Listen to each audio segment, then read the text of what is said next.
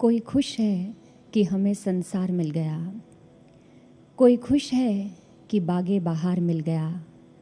हम खुश हैं तेरे दर पर आकर, आशू बाबा तेरे चरणों का प्यार मिल गया। तेरी चौखट पर आकर हम सारा ज़माना भूल गए। इस दिल को सुकून कुछ ऐसा मिला, हम सिर झुकाकर उठाना भूल गए, हम सिर झुकाकर उठाना भूल गए। बोलिए गुरुदेव सर्वश्री आशुतोष महाराज जी की जय। दया के सागर सद्गुरु भगवान की जय। सच्चे दरबार की जय। सद्गुरु को दया का सागर कहा जाता है। सागर की यह विशेषता होती है कि वह नदी को अपने भीतर विलीन कर लेता है। नदी चाहे अपने संग कितनी भी गंदगी को क्यों ना ले आए, सागर प्रश्न नहीं करता, उसे अपना लेता है, स्वीकार कर लेता है। हमारे गुरुदेव का हृदय भी सागर जैसा विशाल है। उनकी शरण में आकर हर कोई सहज ही उनके प्रेम व दया को पा लेता है। बहुत वर्षों पुरानी बात है। एक दिन सुबह सुबह महाराज जी ने गुब्बारों की मांग की। गुरु की आज्ञा मिलते ही भैया ने बाजार की ओर दुड़की लगाई और केवल गुब्बारे लेकर नहीं आए, गुब्बारे वाले को भी संग लेकर आए। उसे एक जगह पर बिठा दिया, यहाँ बैठकर गुब्बारों में हवा भरो। ज्यों ही गुरुदेव इच्छा प्रकट करेंगे हम तुमसे गुब्बारे ले जाएंगे। अभी इतना कहा भर ही था कि जोर जोर से जय श्री राम की ध्वनि गूंजने लगी। देखा गुरुदेव कक्ष से बाहर आ चुके हैं और प्रसाद लीला आरंभ करने वाले हैं। गुरुदेव ने प्रसाद वितरण के लिए गुब्बारों की मांग की। गुब्बारे वाले के पास जितने गुब्बारे थे उसने सारे दे दिए। उस दिन गुरुदेव ने किसी गुब्बारे के संग केले को बांधा, किसी के संग टॉफी को बांधा और उसे संगत की ओर उड़ा दिया। संगत खुश थी और उन्हें देखकर गुरु भी आनंदित थे। थोड़ी ही देर में महाराज जी कक्ष में वापस लौट गए। गुब्बारे वाला अभी भी बैठा गुब्बारों में हवा भरता रहा। 1 घंटा बीता, गुरुदेव कक्ष से वापस आए, फिर से गुब्बारों की मांग की और फिर से वही प्रसाद लीला पूरी की। उस दिन एक बार नहीं 5 बार महाराज जी ने प्रसाद वितरण किया गुब्बारों के माध्यम से। अब तो गुब्बारे वाले के पास एक भी गुब्बारा शेष नहीं बचा था। स्वामी जी ने गुब्बारे वाले का हिसाब किताब करने के लिए उसे ऑफिस में बुलाया। जितने पैसे बनते थे उसे देने लगे। तभी उसकी आंखों में आंसू आ गए। स्वामी जी ने कहा, ऐसे रोते नहीं हैं। गुरु के दरबार से कभी कोई रोते हुए नहीं जाता। यह सुनना था कि वो भाई बिलख बिलख कर रोने लगा और हिचकियों के बीच उसके मुख से केवल यही निकला, भगवान हैं आपके बाबा, भगवान हैं। स्वामी जी बोले, सो तो हम जानते हैं क्योंकि वो पूर्ण सद्गुरु हैं, पर तुमने ब्रह्म ज्ञान के बिना ये कैसे जाना? उसने कहा, 3 दिन से मेरे घर में चूल्हा नहीं जला है। मेरी पत्नी मेरे बच्चे भूखे हैं। मैंने भी 3 दिन से भोजन ग्रहण नहीं किया है। आज जब सुबह घर से निकलने लगा, आकाश की ओर देखकर प्रभु से कहा, प्रभु यदि सच में तो इस धरती पर है तो आज इस गरीब के चूल्हे में आंच लगे। मुझे सबूत मिल गया है कि वो ईश्वर इस धरती पर है और उसका हृदय बहुत विशाल है। वो सबके हृदयों की सुनता है और सबको अपना लेता है। आदरणीय गुरु भक्तों, यह तो केवल एक घटना भर है।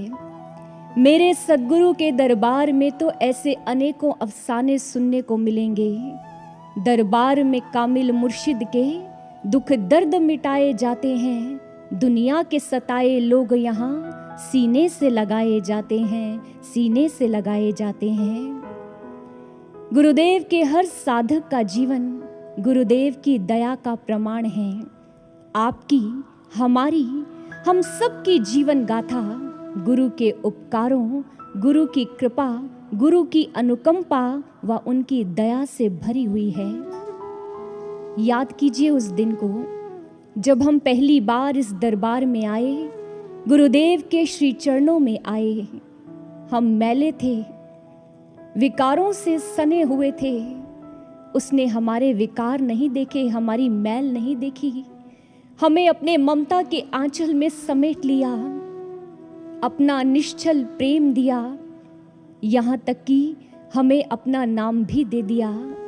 आज दुनिया के लोग हमें आशू बाबा की संतान कहकर बुलाते हैं। सच कहें, गुरुदेव के बिना जीवन का ना तो कोई मोल है, ना अस्तित्व है और ना ही कोई पहचान है। हृदय पर हाथ रखकर बताइए, क्या कभी उनकी याद नहीं आती जिन्होंने अपना सर्वस्व हम पर न्यौछावर कर दिया? क्या दिल नहीं करता प्रत्यक्ष रूप में फिर से उन्हें देखने का? जोर जोर से जय श्री राम पुकारते हुए उनके हाथों से प्रसाद लूटने का क्या दिल नहीं करता? वे झूले पर बैठे हों और हम उनके सामने बैठे हों, उनकी वो प्यारी प्यारी मुस्कान देखने का क्या मन नहीं करता? करता है, सबका करता है, आपका करता है, हमारा करता है।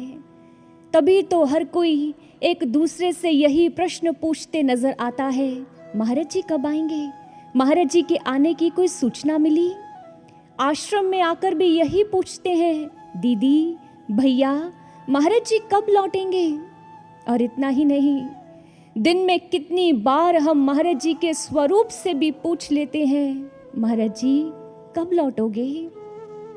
एक दिन की बात है, साधना में हमारे हृदय से भी यही पुकार निकली, महाराज जी आपको समाधि में गए बहुत वर्ष बीत गए हैं, अब तो चले आइए।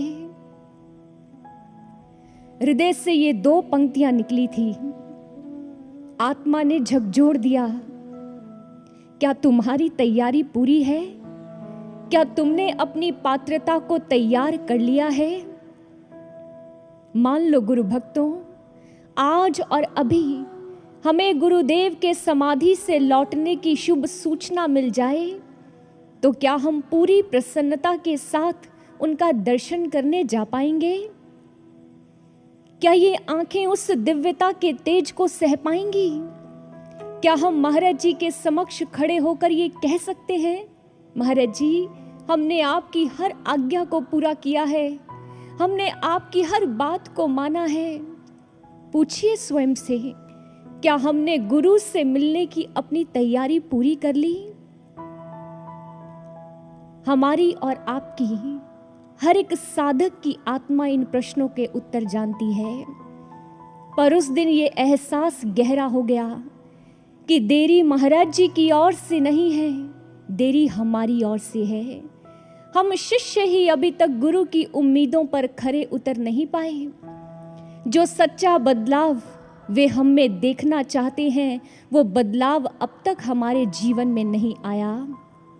हम प्रयास करते हैं, कोशिश करते हैं, पर रुक जाते हैं, ठहर जाते हैं। इसी कारण से अभी तक हम अपने विकारों से मुक्त नहीं हो पाए।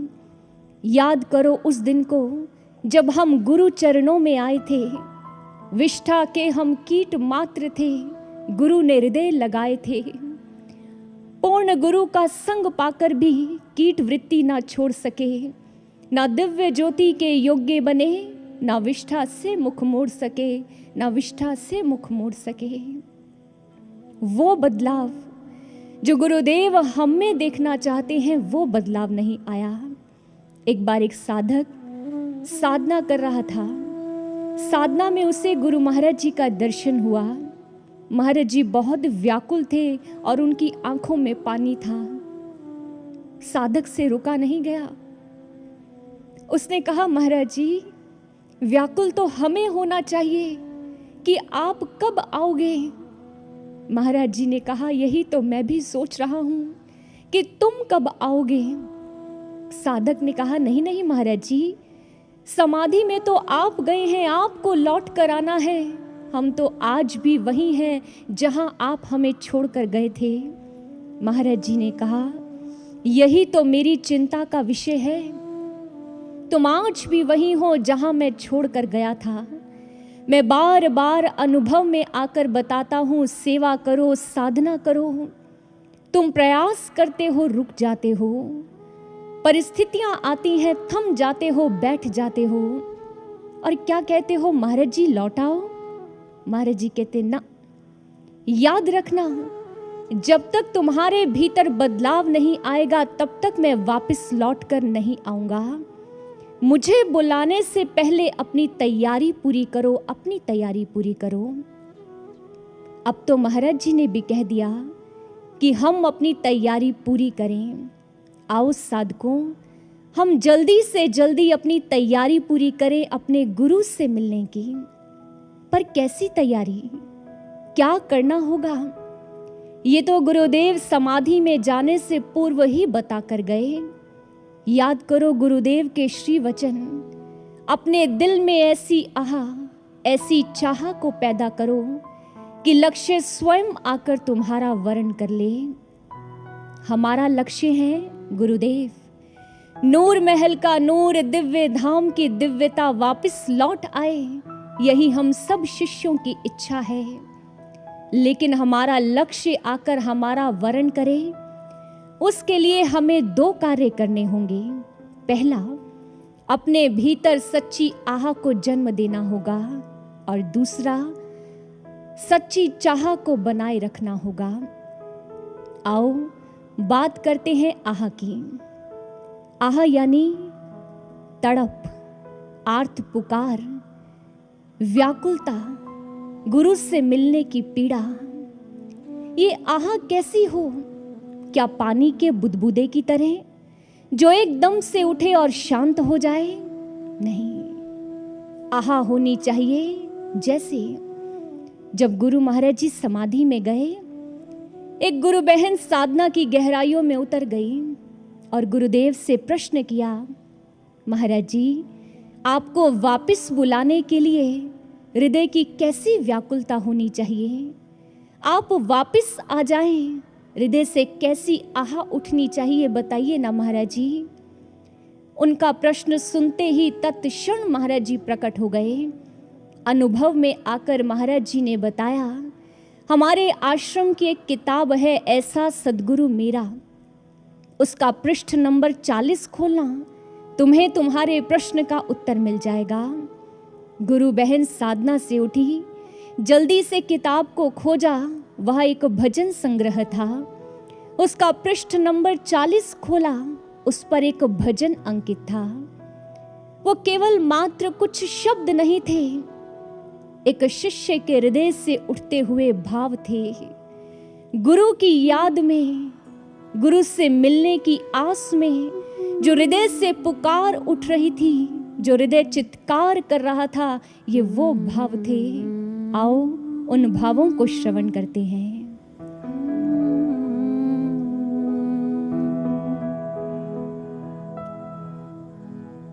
आज तुझे सौगंध है मेरी, मत आने में कर देरी। आज तुझे सौगंध मेरी, मत आने में कर देरी।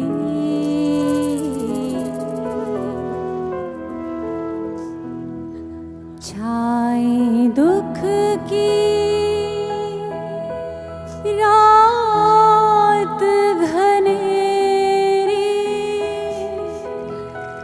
छाए दुख की रात घनेरी, जान ये मेरी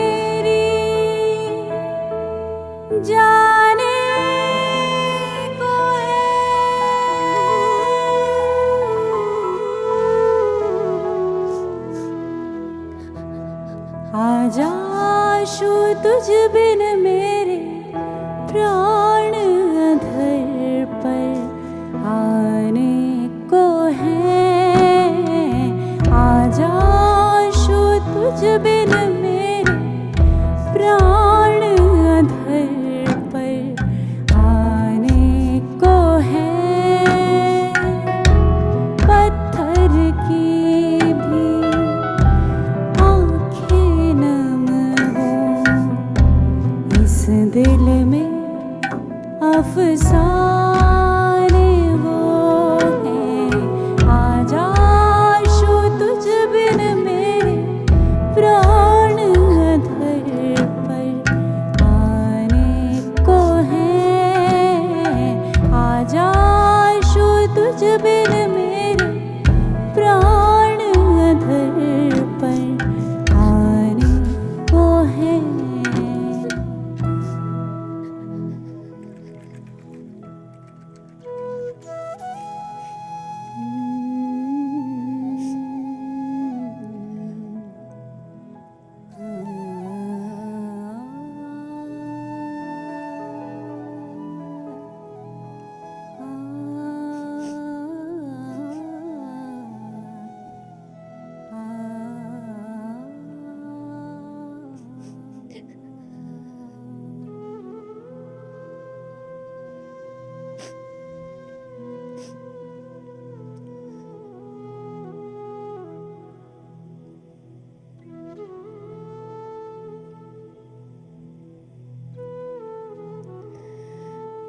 आजा आशु तुझ बिन मेरे प्राण अधर पर आने को है। देह की सभी इंद्रियां, आंखें चली जाएं, जीवन चलता रहता है। कानों की सुनने की शक्ति समाप्त हो जाए, जीवन का प्रवाह अक्षुण बहता रहता है। लेकिन अगर प्राण निकलने लगे, कितनी बेचैनी होती है, कितनी छटपटाहट होती है। जिस दिन महाराज जी की विरह में हमें ऐसा लगे कि अब प्राण ही निकल जाएंगे, हृदय में ऐसी तड़प हो, ऐसी आर्त पुकार निकलेगी, उस दिन हमारे महाराज जी हमारे पास वापस लौटने को विवश हो जाएंगे। एक बच्चा रोता है ना, 7 समुंदर पार बैठी उसकी माँ के कलेजे में भी पीड़ा होने लगती है। सोचो, जब गुरुदेव के हर एक साधक की आंखों में अश्रु होंगे और उसका हृदय चित्कार कर अपने गुरु को बुला रहा होगा, क्या महाराज जी हमारी इस पुकार को अनसुना कर पाएंगे? नहीं, उन्हें आना पड़ेगा हमें दर्शन देने के लिए, उन्हें समाधि से लौटना पड़ेगा। शास्त्र भी तो कहते हैं, अवतरण का सबसे बड़ा आधार है धरती से उठने वाली पुकार, मानव के हृदय से उठने वाली गुहार। जिस समय पृथ्वीवासी ये गुहार करते हैं, प्रभु अब आपके बिना कुछ नहीं, कुछ नहीं, उस समय वह प्रभु जो ऊंचे आसन पर विराजमान होते हैं, द्रवित हो जाते हैं और अपने आसन का त्याग कर भूलोक पर आते हैं। ये अवतरण कहलाता है। इसी प्रकार भक्त की आह को सुनकर भगवान द्रवित हो जाते हैं, विवश हो जाते हैं। यह एक परीक्षित सत्य है। बिहार के भवानीपुर गांव में महादेव का एक बहुत प्रसिद्ध मंदिर है। उसका नाम है उगना महादेव का मंदिर। उस मंदिर के पीछे जो कहानी है जनमानस में बहुत प्रसिद्ध है। भक्त कवि विद्यापति भगवान शिव का उपासक था। भगवान शिव प्रसन्न हो गए और दास उगना के रूप में विद्यापति के घर में रहने लगे। एक दिन विद्यापति जी उगना के साथ कहीं जा रहे थे। प्यास लगी, लोटा निकाल कर उगना को दिया। कहने लगे कहीं से जल की व्यवस्था करो, और इतना कहते ही निढाल होकर गिर गए। उगना ने यहाँ वहाँ जल का स्रोत खोजा, लेकिन कुछ नहीं मिला। थे तो भगवान शिव, तुरंत अपनी जटाओं से गंगा जल को प्रकट कर लिया लोटे में। अपने स्वामी को उठाया, ठाकुर जी उठिए, जल्दी से जल को ग्रहण कर लीजिए। विद्यापति ने जल्दी से जल को ग्रहण किया। कहने लगे, उगना, ये जल साधारण नहीं है, ये जल तो गंगा जल है, बताओ कहाँ से लाए। उगना असमंजस में पड़ गया। विद्यापति जी ने हठ पकड़ लिया। कहने लगे, बताओ बताओ उगना, ये गंगा जल कहाँ से लाए हो, तुम कौन हो, अपना परिचय दो। भक्त के हठ के आगे प्रभु द्रवित हो गए, साक्षात महादेव प्रकट हो गए। कहने लगे, विद्यापति, मैं तुम्हारी भक्ति से बहुत प्रसन्न हूँ, तुम्हारे संग कुछ दिन रहना चाहता हूँ, इसलिए दास उगना के रूप में तुम्हारे घर आया हूँ। याद रहे, जब तक ये रहस्य किसी और के समक्ष उजागर नहीं होगा, तब तक ही मैं तुम्हारे संग रहूंगा, अन्यथा मैं अंतर्धान हो जाऊंगा। उस दिन से विद्यापति जी का तो जीवन ही बदल गया। रोज सुबह उठते अपने प्रभु का दर्शन करते, चोरी छिपे अपने प्रभु के श्री चरणों की सेवा करते। एक दिन विद्यापति जी की पत्नी ने उगना को कुछ काम दिया। उगना से वह काम पूरा नहीं हुआ। वह कुपित हो गई और उगना को मारने के लिए आगे बढ़ गई। विद्यापति जी ने देखा, उनसे रुका नहीं गया। जोरदार आवाज में बोले, रुक जाओ भाग्यवान, रुक जाओ, ये साक्षात महादेव हैं। पत्नी को तो रोक दिया, परंतु जब पीछे पलटकर अपने उगना को देखना चाहा तो उगना वहां नहीं थे। उगना अंतर्धान हो चुके थे। बावले से हुए विद्यापति यहाँ वहाँ पूरे घर में अपने उगना को पुकार रहे हैं, ढूंढ रहे हैं। जब घर में नहीं मिले तो गांव में दौड़ गए। गांव के एक एक घर में, एक एक वीथी में जाकर अपने उगना को ढूंढने का प्रयास कर रहे हैं। रात्रि हुई, घर में आए, ना भूख है, ना प्यास है, ना निद्रा है। बस अपने प्रभु से प्रार्थना कर रहे हैं, प्रभु माना मैं अपराधी हूँ, पर मेरे इस अपराध का मुझे इतना बड़ा दंड मत दीजिए प्रभु, इतना बड़ा दंड मत दीजिए। अपने विद्यापति के पास वापस लौट आइए। मैं आपको वचन देता हूँ प्रभु, मैं आपको दास बनाकर नहीं रखूंगा, मैं स्वयं आपका दास बनकर रहूंगा प्रभु, स्वयं आपका दास बनकर रहूंगा। पूरी रात बीत गई। विद्यापति जी की आंखों से अश्रु निरंतर बहते रहे। भोर हुई, आस पड़ोस वालों ने देखा, कहने लगे, ठाकुर जी, अरे एक साधारण से दास के लिए यूं रो रहे हैं। अरे वो तो जंगल से आया था, कहीं जंगल में भाग गया होगा। विद्यापति जी ने सुना, स्वयं को रोक नहीं पाए और अपने उगना को ढूंढने के लिए जंगल की ओर दौड़ गए। जोर जोर से आवाज लगा रहे हैं, उगना उगना।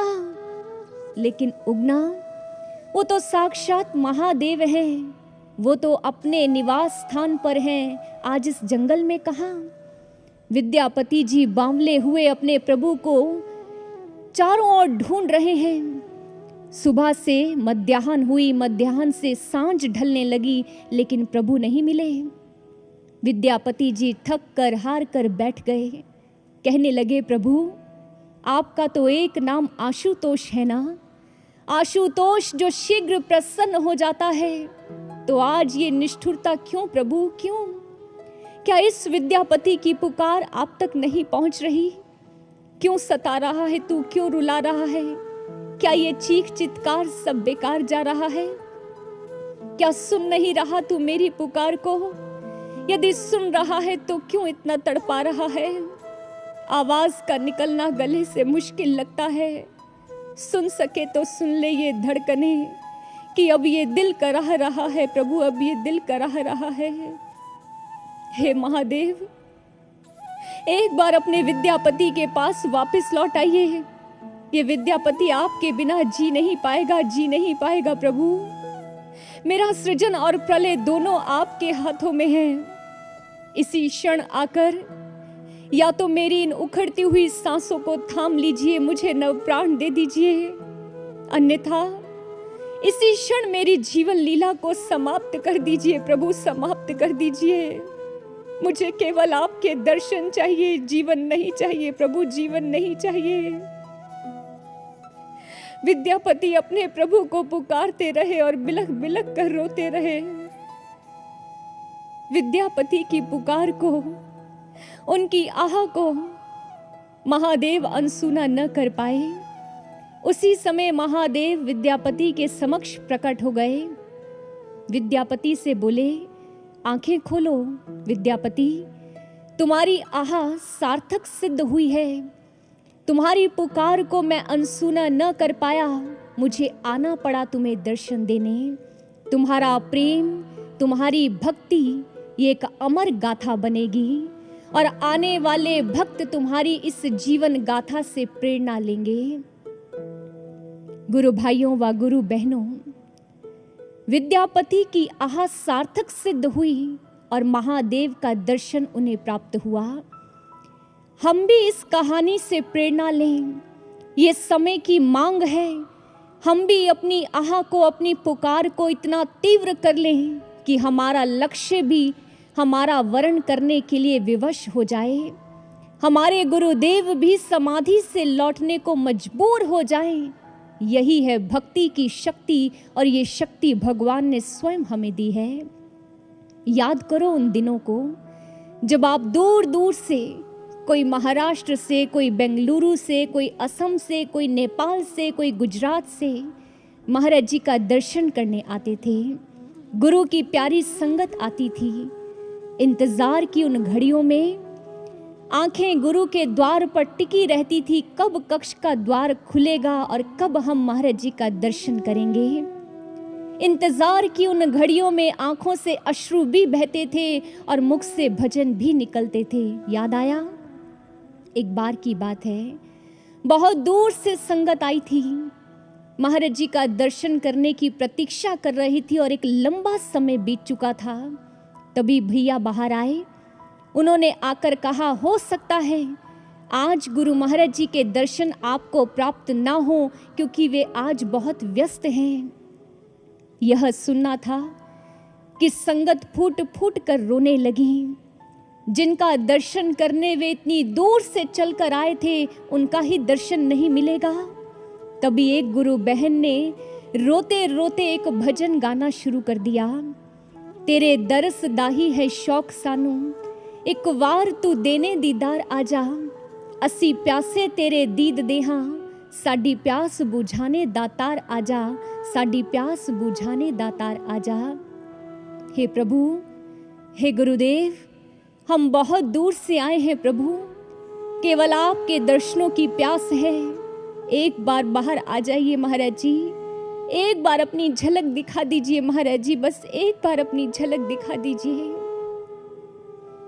भजन की अभी इतनी ही पंक्तियां गाई होंगी, जोर से जय श्री राम की आवाज आई और कक्ष का दरवाजा खुल गया। मुख पर प्यारी सी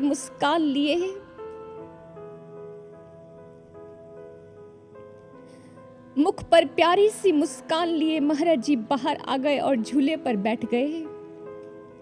उन गुरु बहन की ओर देखते हुए बोले, क्या गा रही थी तू? उन गुरु बहन ने पूरा भजन सुनाया। गुरु महाराज जी ने सारी संगत को अपने दर्शनों का प्रसाद दिया। इस बात को 6 से 7 साल बीत गए। उन्हीं गुरु बहन को एक दिन महाराज जी की बहुत याद आ रही थी और महाराज जी समाधि में जा चुके थे। सुबह से लेकर न जाने कितनी बार ये पूछ चुकी थी महाराज जी से, महाराज जी कब आओगे, महाराज जी कब आओगे। रात्रि में दिव्य स्वप्न में महाराज जी आए। महाराज जी ने कहा, तुझे याद है एक दिन तूने नूर महल में मुझे एक भजन सुनाया था? गुरु बहन ने कहा, नहीं महाराज जी, मुझे याद नहीं। महाराज जी ने कहा, वही तेरे दरस दाही है शौक सानू। उसने कहा, महाराज जी आपको अब भी याद है ये भजन? महाराज जी ने कहा, याद है, सुना तो। गुरु बहन ने पूरा भजन सुनाया। उनका स्वप्न टूट गया, नींद खुल गई। झट से उठकर साधना में बैठ गई। साधना में महाराज जी आए। महाराज जी ने कहा, याद है ना उस दिन कितने भावों से मुझे पुकारा था? मैं स्वयं को रोक नहीं पाया और मुझे कक्ष से बाहर आना पड़ा तुम्हें दर्शन देने, याद है? गुरु बहन ने कहा, जी महाराज जी याद है। महाराज जी ने कहा, सभी से कह देना पूरी शिद्दत और तड़प से मुझे पुकारेंगे तो इस बार भी मैं स्वयं को रोक नहीं पाऊंगा और मुझे समाधि से लौटना होगा, तुम्हें दर्शन देने के लिए मुझे आना होगा। हमारे हृदय से वो आह फूटे, हमारे हृदय से वो पुकार निकले और गुरु चले आएंगे। लेकिन गुरु भक्तों, ऐसी पुकार हृदय से प्रकट कब होगी? जब हृदय में सच्ची चाह होगी, सच्चा प्रेम होगा गुरु से। कैसा प्रेम? चकोर की तरह नहीं, चकोर के बच्चे की तरह। समझना, माना चकोर पूरी रात चांद को देखता है, लेकिन दिन होते ही उसका प्रेम बदल जाता है। वो चकोरी से प्रेम करने लगता है। लेकिन चकोर का बच्चा रात भर चांद को निहारता है, चांद से प्रेम करता है और दिन में बड़ी बेसब्री से रात के होने का इंतजार करता है, चांद के आने की प्रतीक्षा करता है। उसका प्रेम बदलता नहीं, उसका प्रेम चांद से ही रहता है। ये होता है सच्चा प्रेम, सच्ची चाह, जहां ना तो प्रेम घटे, ना प्रेम खत्म हो और ना ही प्रेम कभी बदले। क्या गुरु से ऐसा प्रेम है? क्या हृदय में गुरु महाराज जी के लिए ऐसा स्थान है? क्या गुरु से ऐसी सच्ची चाह है? अगर है तो क्या वो हमें दर्शन देने के लिए नहीं आएंगे? इस प्रश्न का उत्तर हमें वाल्मीकि रामायण देती है। उस समय की बात है जब भगवान श्री राम का 14 वर्ष का वनवास पूरा होने जा रहा था। मात्र एक दिन शेष था। भगवान श्री राम ने कपि श्रेष्ठ हनुमान को बुलाया और कहा, जाओ इसी समय अयोध्या चले जाओ, वहां जाकर मेरे भरत से मिलना, मेरा कुशल समाचार सुनाना और वनवास काल में जितनी भी लीलाएं तुमने देखी हैं उन्हें धीरे धीरे कर बतलाना। जब तुम मेरी कथा को बांच रहे होगे तब तुम भरत के मुख की ओर देखना। देखना भरत के अंदर राम से मिलने की जो तड़प है वो अब भी शेष है या नहीं। देखना कहीं राज्य को पाकर मेरे भरत का मन बदल तो नहीं गया।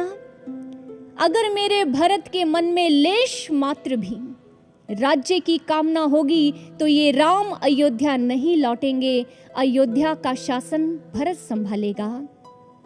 परंतु हनुमान, अगर मेरे भरत के अंदर राम से मिलने की चाह है तो उसकी ये इच्छा भी अवश्य पूरी होगी।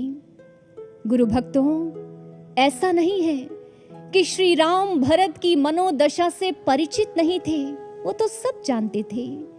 लेकिन इतिहास के समक्ष एक उदाहरण रख दिया कि भगवान भक्त को दर्शन देने से पूर्व उसकी चाह को परखते हैं, उसके प्रेम को टटोलते हैं।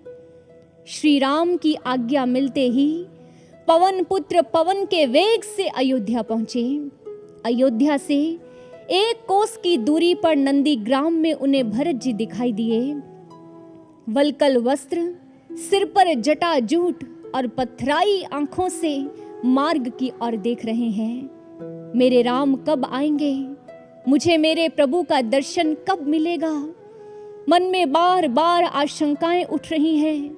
कहीं ऐसा तो नहीं कि मेरे कुटिल मन को देखकर मेरे प्रभु ने अपना मन बदल लिया हो? नहीं प्रभु, ऐसा मत कीजिएगा। आप तो अनाथों के नाथ हैं। मुझ जैसा अनाथ, बेबस और बेसहारा कौन होगा? शीघ्र आइए प्रभु, शीघ्र आइए और आकर मुझे सनाथ कर दीजिए प्रभु, मुझे सनाथ कर दीजिए। ये अयोध्या का राज सिंहासन आपकी प्रतीक्षा कर रहा है। इस भरत को ये राज सिंहासन नहीं चाहिए, उसे केवल अपने राम का दर्शन चाहिए, अपने राम के श्री चरणों का सुख चाहिए। भरत की चाह, उसके सच्चे प्रेम ने राम को अधीर कर दिया। पुष्पक विमान पर बैठ गए प्रभु, जो मन की गति से चलता है। मन जिसकी गति सबसे तेज होती है, यानी हमारे श्री राम भी भरत से मिलने के लिए अधीर हो उठे। किसी ने पूछा, प्रभु पुष्पक विमान क्यों? आपने तो वनवास काल में हमेशा पैदल यात्रा की है। श्री राम ने नम आंखों से कहा, उस समय धर्म और मर्यादा की सीमा थी, लेकिन आज यहां से मेरे भरत के प्रेम की सीमा आरंभ होती है। भले ही मेरा प्रण टूट जाए, लेकिन अब मैं अपने भरत से मिलने में विलंब नहीं कर सकता। मुझे अपने भरत को दर्शन देने जाना ही होगा, उससे मिलने जाना ही होगा। आप सब जानते हैं, श्री राम आए, भरत ने उनका दर्शन किया और सदैव उनका दर्शन करते रहे। निस्संदेह इतिहास खुद को फिर से दोहराएगा और हमारे गुरुदेव, हमारे सद्गुरु भगवान भी शीघ्र समाधि से लौटकर आएंगे, लेकिन उससे पूर्व वे हमारी चाह को टटोलेंगे, हमारे प्रेम को परखेंगे कि मेरा शिष्य मुझसे सच्चा प्रेम करता भी है या नहीं, उसके हृदय में मुझसे मिलने की सच्ची प्यास है भी या नहीं, क्या उसके हृदय में मुझसे मिलने की वो तड़प है। गुरुदेव इन्हें परखेंगे, टटोलेंगे। भरत का जीवन कैसा था? 14 वर्षों तक उसने अपने प्रेम को कभी कम नहीं होने दिया। प्रेम की जो लौ थी वो सतत जलती रही। कैसे? राजपाट का त्याग किया, सांसारिक आकर्षणों से खुद को विरक्त कर लिया, यहां तक कि अपनी मां का भी त्याग कर दिया। अपनी सभी इंद्रियों को राम पर केंद्रित कर दिया। हम आपसे ये नहीं कहना चाहते कि आप अपने संसार को छोड़ दें, नहीं, इसी संसार में रहिए, अपने सांसारिक दायित्वों को पूर्ण कीजिए, लेकिन कमल की भांति बनिए। कीचड़ से निर्लिप्त रहिए और नाता केवल सूर्य से रखिए, नाता केवल गुरु से रखिए। गुरु ही जीवन का केंद्र हो, गुरु ही जीवन की धुरी हो। अपने जीवन को ऐसा बनाइए। आओ हम भी भरत जैसी तैयारी करें, अपनी हर एक इंद्रिय को गुरु की ओर उन्मुख कर दें, गुरु पर केंद्रित कर दें। ये छोटे छोटे प्रयास ही हमारी तैयारी बन जाएंगे गुरु से मिलने की। बात करते हैं आंखों की, जो सबसे ज्यादा चंचल हुआ करती हैं, हमें संसार की माया की ओर आकर्षित करती हैं, संसार के कीचड़ में लिप्त करना चाहती हैं। आप जानते हैं, बीते 3-4 महीनों में लोग घरों की 4 दीवारी में बंद थे, जानते हैं ना? घरों की 4 दीवारी में बंद रहकर उन्होंने क्या किया? रिपोर्ट्स बताती हैं कि अश्लील वेबसाइट्स पर जो ट्रैफिक है, पिछले 3-4 महीनों में 95% बढ़ चुका है। यानी घरों में बैठकर लोगों ने बुरे दृश्य देखे और अश्लील वीडियोस को देखा। हर संभव प्रिकॉशन के द्वारा बाहरी वायरस से बचने का प्रयास तो किया, लेकिन आंखों से देखे गए बुरे दृश्यों से जो वायरस मन के अंदर गहरा बैठ गया, उसका क्या? सबसे खतरनाक नशा है pornography. Pornography is a perfect brain poison. एक ऐसा जहर है जो हमारे सोचने, समझने और विचारने की शक्ति को खत्म कर देता है। यह संसार की स्थिति है। एक बार साधक भी अपने मन को टटोल ले, कहीं ऐसा तो नहीं कि हम भी अपने इनर नेट से डिस्कनेक्ट होकर, यानी अपनी साधना को छोड़कर इंटरनेट में, मनोरंजन में, गेम्स में अपने टाइम को वेस्ट तो नहीं कर रहे? अंतर जगत के दिव्य नज़ारों को छोड़कर हम अपने मन में अश्लीलता का विष तो नहीं घोल रहे? इंटरनेट का यूज़ कीजिए, लेकिन सद कार्यों के लिए, मनोरंजन व पतन के लिए नहीं। गुरुदेव के वचन याद है ना? वक्त नहीं मनोरंजन का और ना ही विश्राम का। साधक के लिए ये समय ना तो मनोरंजन का है और ना ही विश्राम का है। यह तो मनोमंथन का समय है, आत्मचिंतन का समय है। यदि इन सब बातों को जानते और समझते हुए भी आप अपनी आंखों को बुरे दृश्यों को देखने में उलझाए रखते हो तो ये याद रखना, जिन आंखों से आज आप बुरे दृश्यों को देख रहे हो, इन आंखों से फिर आप गुरु महाराज जी का दर्शन नहीं कर पाओगे, क्योंकि इन आंखों से आप दो नज़ारे नहीं देख सकते। ये वो समय नहीं जब नकारात्मकता और सकारात्मकता साथ साथ चले। महर्षि अरविंद कहते हैं, do not imagine that truth and falsehood, light and darkness, surrender and selfishness can be allowed to dwell together in the house consecrated to the divine. The transformation must be integral. आपको किसी एक को चुनना होगा, नीर शीर विवेकी बनकर आपको चुनाव करना होगा। आपको संसार चाहिए या करतार चाहिए, आपको संसार के चलचित्र चाहिए या गुरु का दिव्य चरित्र चाहिए, ये आपका चुनाव है। मुझे आशा है और ये पूर्ण विश्वास है कि गुरुदेव का हर सच्चा साधक केवल गुरु के दर्शन करना चाहेगा। अगर यह सच है तो बंद कर लीजिए अपनी इन आंखों को और बैठ जाइए ध्यान में, साधना में। बह लेने दीजिए इन आंखों से अश्रु, क्योंकि ये अश्रु इन आंखों को स्वच्छ कर देंगे और साधना इन आंखों की पात्रता को तैयार कर देगी। तब जाकर ये आंखें उस तेज को सह पाएंगी। ये आंखें गुरु का दर्शन कर पाएंगी जब हम इनकी तैयारी करेंगे, इन्हें गढ़ेंगे, इनकी पात्रता को तैयार करेंगे। काम कीजिए अपने हाथों से, गुरु दरबार में सेवा कीजिए। इन हाथों की रेखाओं में गुरु के चरणों का स्पर्श लिखवा लीजिए। जब गुरु महाराज जी आए तो हम उनके श्री चरणों को छू पाएं। इन हाथों से सेवा कर ऐसा सौभाग्य अर्जित कीजिए।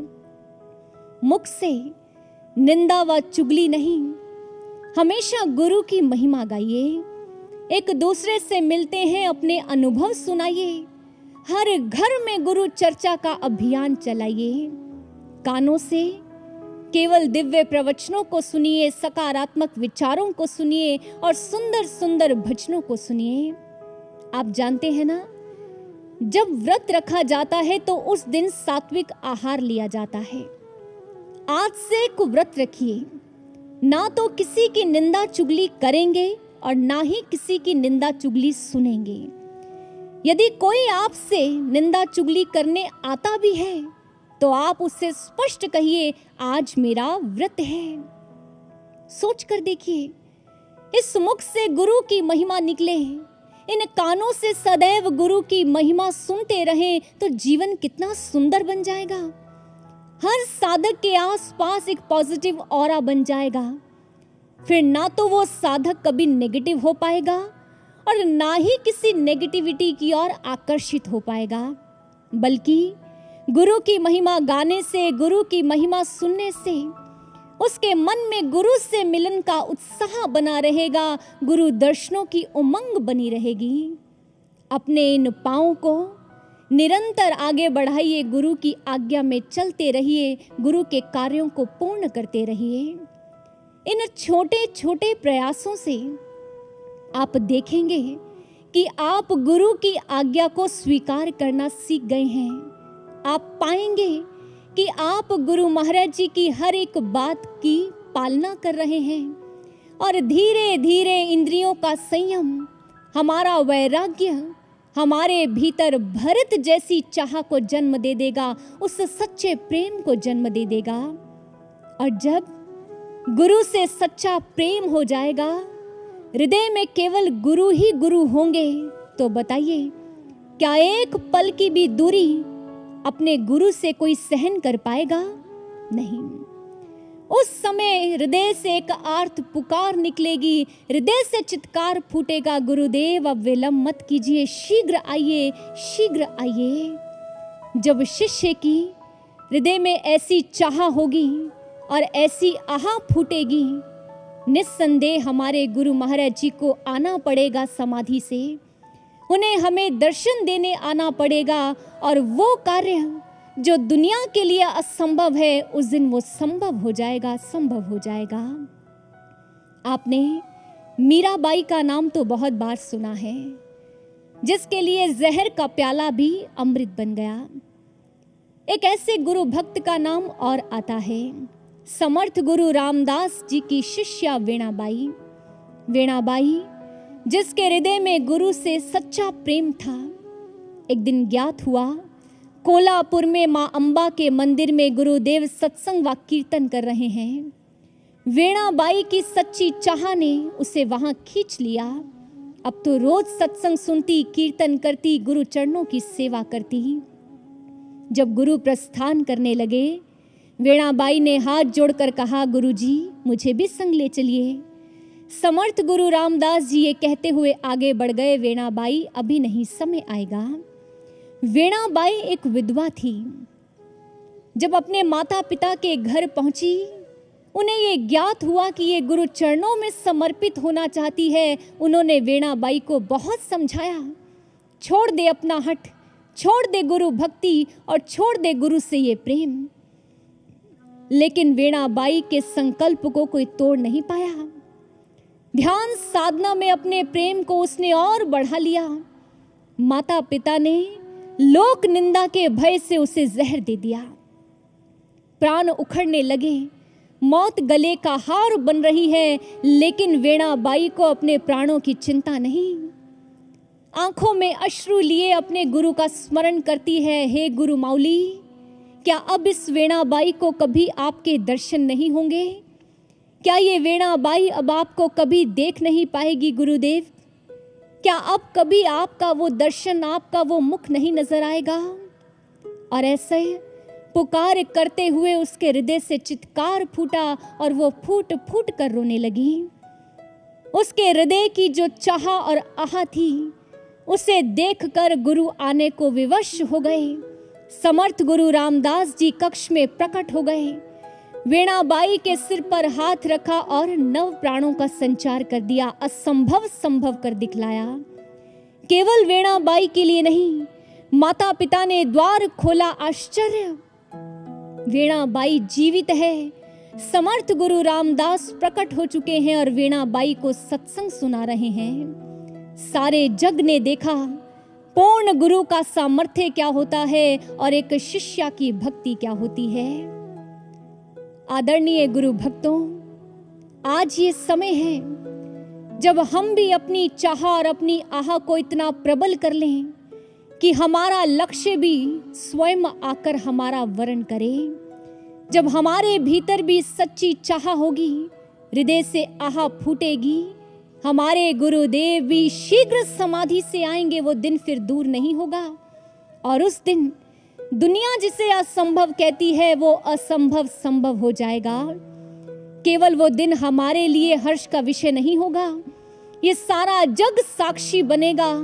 गुरु का सामर्थ्य क्या होता है, गुरु की दिव्यता क्या होती है, गुरु की शक्ति क्या होती है। हमारे गुरुदेव अपनी इस लीला को पूर्ण करें, वे शीघ्र समाधि से लौटें, सारा जग उनकी इस लीला का साक्षी बने। उसके लिए हमें निमित्त बनना होगा, हम सबको प्रयास करना होगा, हम सबको अपने गुरु से मिलने की तैयारी करनी होगी। हृदय में सच्ची आह और चाह को जन्म देना होगा। आओ साधकों, हम सब अपनी तैयारी करें। मानते हैं कि आप सब प्रयास कर रहे हैं, लेकिन अभी और प्रयास करना बाकी है।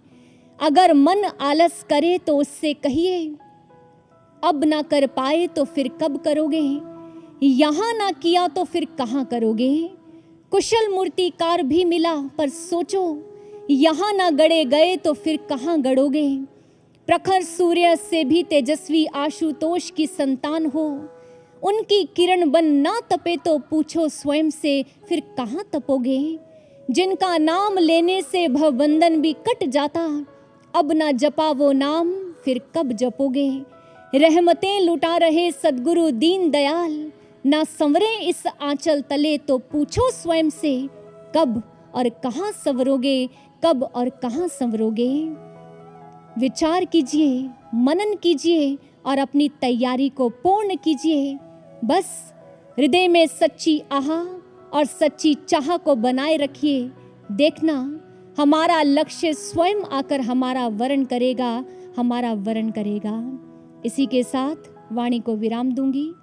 बोलिए गुरुदेव सर्वश्री आशुतोष महाराज जी की, दया के सागर सद्गुरु भगवान की, साचे दरबार की।